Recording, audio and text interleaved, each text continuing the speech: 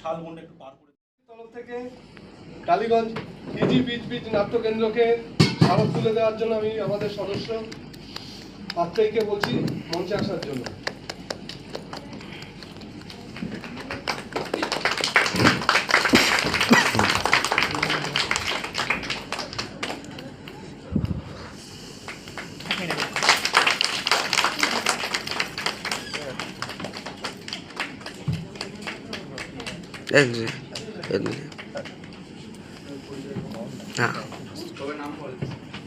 নন্দিনী শেখ, ঐশী ধারা, শুভঙ্কর দাশগুপ্ত, সৌম্যজিৎ বাগচি, মোহনা ঘোষ, বিধান বোস, স্বর্ণব সেনগুপ্তা, সুস্মিতা কান্ড, ইন্দ্রনীল দে আর আবহ দিয়েছে ইন্দ্রনীল মুখার্জি।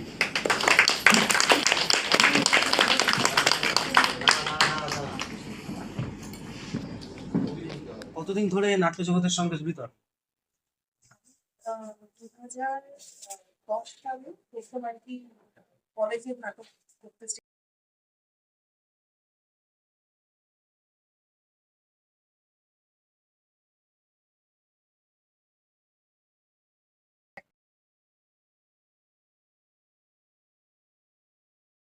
নাট্য পরিচালনায় কোন দায়িত্ব পালন করে থাকে? সব আমাদের দলটা এমন আছে, এমন আছে, পুরো একজনকে পার্টিকুলারলি একটা কাজ দেওয়া হয়। মানে একবার সবাই মাল্টিটাস্ক। হ্যাঁ, মানে সবাইকে সবটা শিখিয়ে নেওয়া হয়েছে। আজকে এই নাটকটা হয়তো একজন কেউ লাইট দেবে বা মিউজিক করবে, পরেরটাতে সে আবার মেকআপ করবে, মেকআপের দায়িত্বে থাকবে, সেটের দায়িত্ব অন্য কেউ থাকবে। তো মোটামুটি সবকিছুই সবাই ঘুরিয়ে ফিরিয়ে করবে। টালিগঞ্জ স্বপ্নময়ীর সঙ্গে সম্পর্ক কতদিন? ওই যে বললাম, ওই সেই সময় যখন প্রথম কলেজে নাটক করি সেখান থেকেই ইন্দ্রনীলের সাথে পরিচয় হয়। ওখান থেকেই ডালিমা চক্রবর্তী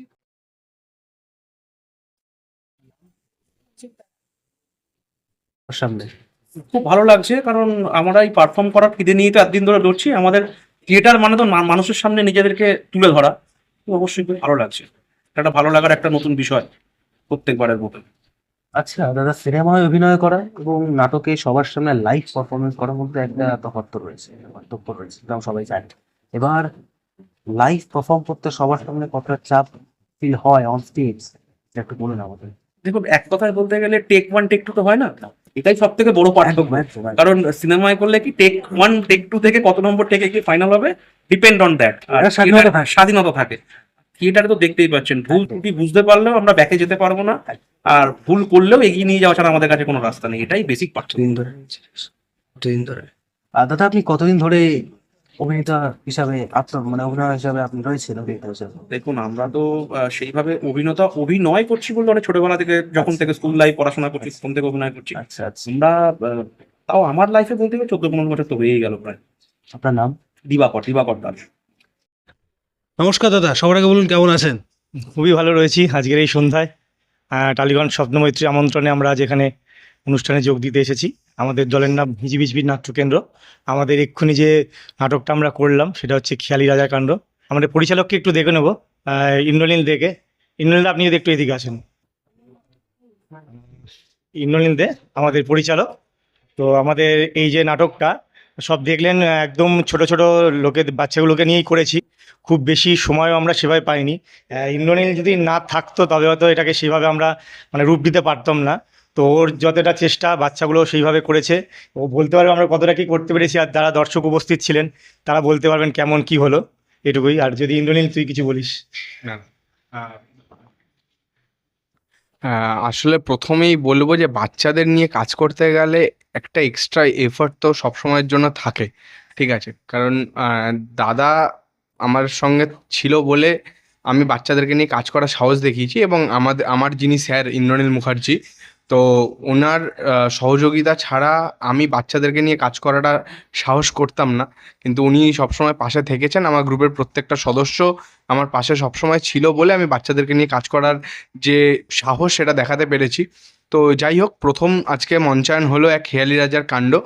তো ভবিষ্যতে আমাদের পরবর্তী 11ই এপ্রিল আরও একটি মঞ্চায়ন আছে, এবং তারপরে এটিকে আমাদের বড় স্টেজে নিয়ে যাওয়ার আরও একটা ভাবনা চিন্তা রয়েছে। তখন এই নাটকটার ওপর আমরা আরও কাজ করব, এবং সেই কাজগুলো আমরা অলরেডি ভেবে রেখেছি, এবং এই নাটকটাকে নিয়ে একটা বড় মাত্রায় যাওয়ার একটা আমাদের ইচ্ছা আছে। এই নাটকটার মধ্যে একটা, দেখুন, নাটক করতে গেলে একটা মেসেজ সবসময় থাকে, তো এই নাটকটার মধ্যে মেসেজ তো অবশ্যই আছে।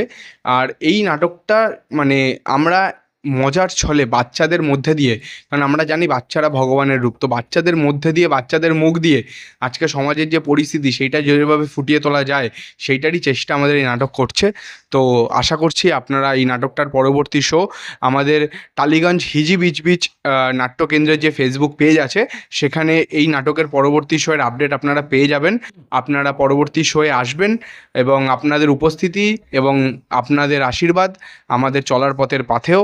তো আপনাদের আমাদের দেখুন কেমন আছে, নিজের কাছে এত বড় একটা প্রোগ্রাম প্রোগ্রাম নয়, টালিগঞ্জ সপ্তমীর দাঁড় করানোর পেছনে যারা রয়েছেন তার আমি একজন। বেশি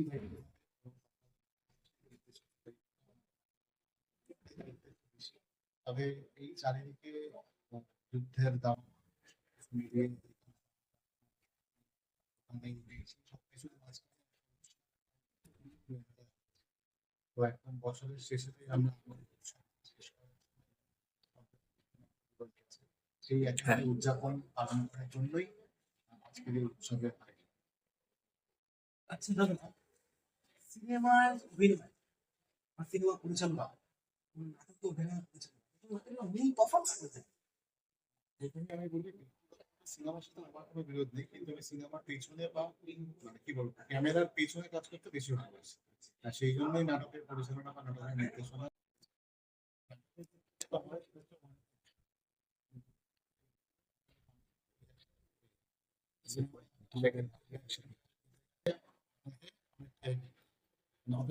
কবে রিলিজ হবে,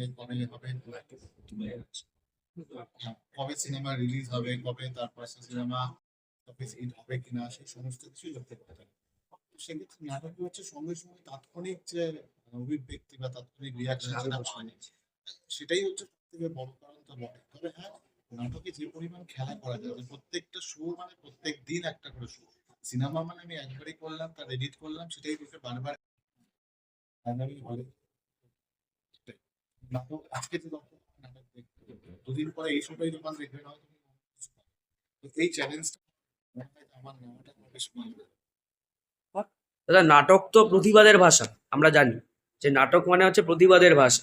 তো সেই মানে বর্তমান সমসাময়িক যে বিভিন্ন বিষয়, এই বিষয়গুলোকে কিভাবে আপনারা তুলে ধরতে চান নাটকের মধ্য দিয়ে? টালিগঞ্জ স্বপ্নমৈত্রী এখনো পর্যন্ত যে যে নাটক করেছে, আপনারা যদি আমাদের ফেসবুক পেজ দেখেন এবং আমাদের যদি ইতিহাস দেখেন, আমরা ড্রয়িং রুম ড্রামা সাধারণত করি না, কিন্তু সম্প্রতি মনোজ মিত্র মারা যাওয়ার পর আমরা তার একটি নাটক করেছিলাম। তাছাড়া আমাদের যে কোনো সবকটির পিছনে একটি করে প্রতিবাদ এবং সমাজকে বার্তা দেওয়া রয়েছে। আজকেও যে নাটকটি এখানে মঞ্চস্থ হতে চলেছে, দুবরাজপুরের একজন নাট্যশিল্পী বাপি কুন্ডু তার লেখা নাটক বিজ্ঞাপন।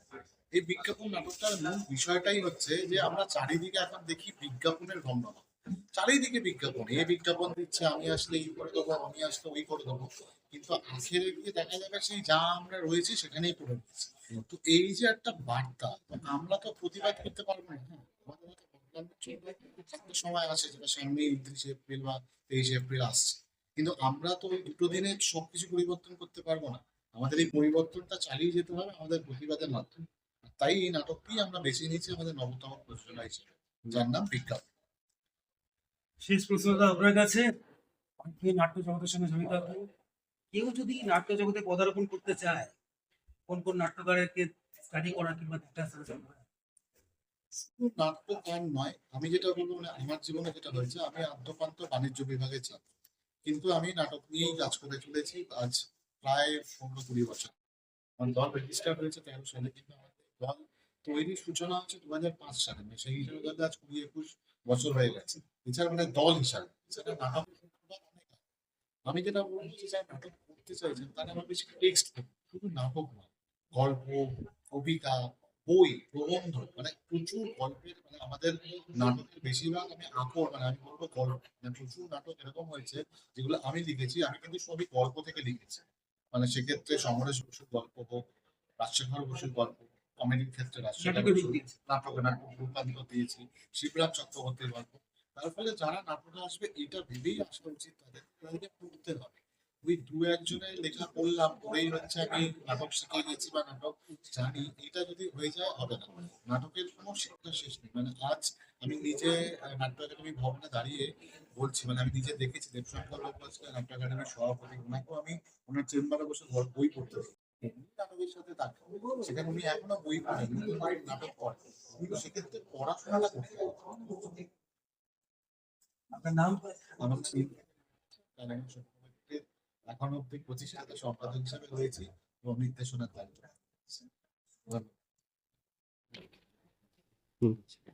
দাদা পরিচালনার জগতে কতদিন ধরে রয়েছেন? 13 বছর। আচ্ছা, আজকের এই যে নাটকটা হলো, এটা বিষয়বস্তু একটু আমাদেরকে এক্সপ্লেন করবেন। যদিও এটা আমি নাটকের শুরুতে আমার এর মধ্যে দেওয়া ছিল, তবু একবার বলি। এটা নাটকটার নাম দেবী, নাট্যকারের নাম তুলসী লাহিড়ী। এটা একটা শোকনি, একটা দারিদ্র পরিবারের মেয়ে, যে প্রতিহারা হবার পর দুটো সন্তান এবং বুড়ি মাকে খাবার দুমুঠো অন্ন তুলে দেওয়ার জন্য সে তার জীবনকে বাজি রাখতে রাজি হয়ে যায় এবং তার নারীত্ব সওদা করে। ফলস্বরূপ সে দেবী নামে এক বাঘের শিকার হয় এবং শেষ পর্যন্ত পাণ্ডুচর্য করে হয়। আচ্ছা দাদা, কেউ যদি পরিচালক হিসাবে নিজের আত্মপ্রকাশ ঘটাতে চায় বা কেরিয়ার শুরু করতে চায়, তার কোন কোন বিষয়গুলোর উপরে সব থেকে বেশি নজরদারি করা উচিত? প্রথমেই বলবো যে নাটক করার বা পরিচালনা করার ক্ষেত্রে বলছেন না নাটক করার ক্ষেত্রে বলছেন? পরিচালনা, ডিরেকশন। পরিচালনা করার ক্ষেত্রে আগে তো তাকে নাটক শিখতে হবে, নাটকের ব্যাকরণ শিখতে হবে, নাটক শিখতে হবে, তারপরে পরিচালনার কাজ করতে হবে। পরিচালনার কাজ করতে গেলে যেগুলো প্রধান, নাটক করতে করতেই আস্তে আস্তে তার একটা অভিজ্ঞতা তৈরি হবে। নাটক ছাড়া পরিচালন করতে বা পরিচালক হতে পারবে না।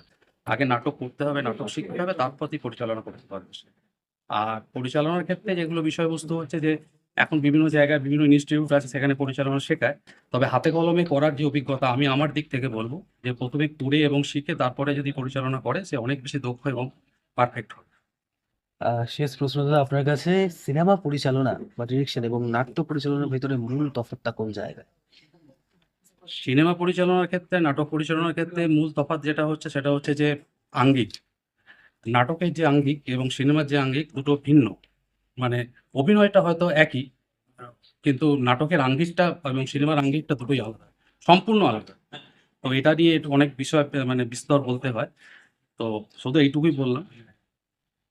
আর দাদা আপনার নামটা? আমার নাম পার্থসারথী ঘোষাল, আমি স্বপ্ন সৃজনের, গড়ঘাটা স্বপ্ন সৃজনের ডিরেক্টর এবং প্রেসিডেন্ট।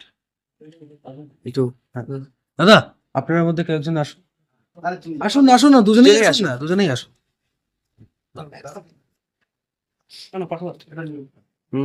কাট করে করে সবার আগে বলুন দাদা কেমন আছে? ভালোই। এই যা পরিস্থিতি চারদিকে, তাতে ভালো থাকাটাই বিরাট ব্যাপার। তো ভালোই আছে। আচ্ছা, এই নাট্য জগতের সঙ্গে আপনার পরিচয়টা কত দিন? নাট্য জগতের সাথে পরিচয় আমি যখন ক্লাস 5-এ পড়ি, তখন থেকে নাটক করি। তার আগে দেখা আমার অনেক আগে, মানে আমার বাবার নাটকের সাথে যুক্ত ছিল, সেই সূত্রে আমি অনেক ছোটবেলা থেকেই নাটক শিখছি। ক্লাস 5 থেকে পড়া শুরু করি, ছোটখাটো নাটক। তারপর কলেজ হলো, তারপর দূর থেকে আচ্ছা, আপনার জামার ভিতরে একটা ব্যাচ দেখতে পাচ্ছি, টালিগঞ্জ স্বপ্ন মৈত্রী। তো এই টালিগঞ্জ স্বপ্ন মৈত্রীর সূচনা কিভাবে করে? টালিগঞ্জ স্বপ্নমৈত্রীর সূচনা আজ থেকে 10 বছর আগে যেটা হয়েছিল, কয়েকজন কলেজের ছেলে তারা মিলে এটা শুরু করেছিল, যার বিরোধা ছিলেন দুজনেই মুখার্জি, যিনি আজকে আমাদের পরিচালক, এবং তার বন্ধু বান্ধব। এই দিয়ে শুরু হয়েছিল। পরবর্তী সময় যা হয়, সবাই আস্তে আস্তে পাকা মেলে, তো দলও আমাদের সেরকম ভাবে এগিয়ে যাচ্ছে। 10 থেকে 12-তে আমরা পা দিলাম। এই আচ্ছা দাদা, শেষ প্রশ্ন আপনার কাছে, কেউ যদি নাট্যকার হতে চায়, পরিচালক হোক, পরিচালনার দিকে তার interest থাকতে পারে, কিন্তু অভিনেতা নাটক, আর মূলত কোন কোন নাট্যকারদের নাটক দেখা হচ্ছে আপনার কাছে? আপনি কিছু মিস করবেন? এটা তো বিরাট বড় ব্যাপার হয়ে গেল, কারণ ছোট মুখে বড় কথা, এটা ওরকম ভাবে বলা যায় না। যার এই থেকে মানে বোধ থাকবে, তাকে ভালো মন্দ তার মানে সবই দিতে হবে। আপনি আর কি কোন কোন পরিচালকের নাটক দেখে অভ্যস্ত ছোটবেলা? আমি ছোটবেলায় দেখেছি গোপাল দত্তের নাটক দেখেছি, মানে কলকাতা নাটক দেখেছি তখন আমার বাবার দলে দেখেছি, আমি বকুলপ্রীত কুমার রায় নাটক দেখেছি, আমি বিভাগ চক্রবর্তী অশোক মুখার্জির নাটক দেখেছি, রুদ্রপ্রসাদ এবং বলতে গেলে অনিল মুখার্জি সবাই সে সময় যারা বড় এখনকার দিনে আমি প্রাপ্তবয়স্ক নাটক দেখেছি, দেবী চট্টোপাধ্যায় নাটক দেখছি, আমি সবার নাটকই দেখি, ভালো মন্দ সবার নাটকই আমি দেখি। এটাই দেখতে এবং নাটক দেখতে হবে, নাটক করতে হবে, নাটক জানতে হবে, সবকিছু করতে হবে। যদি আমি নাটকের লোক হই, এই তিনটে কাজ করতেই হবে। আপনার নাম? আমার নাম রাজীব চক্রবর্তী।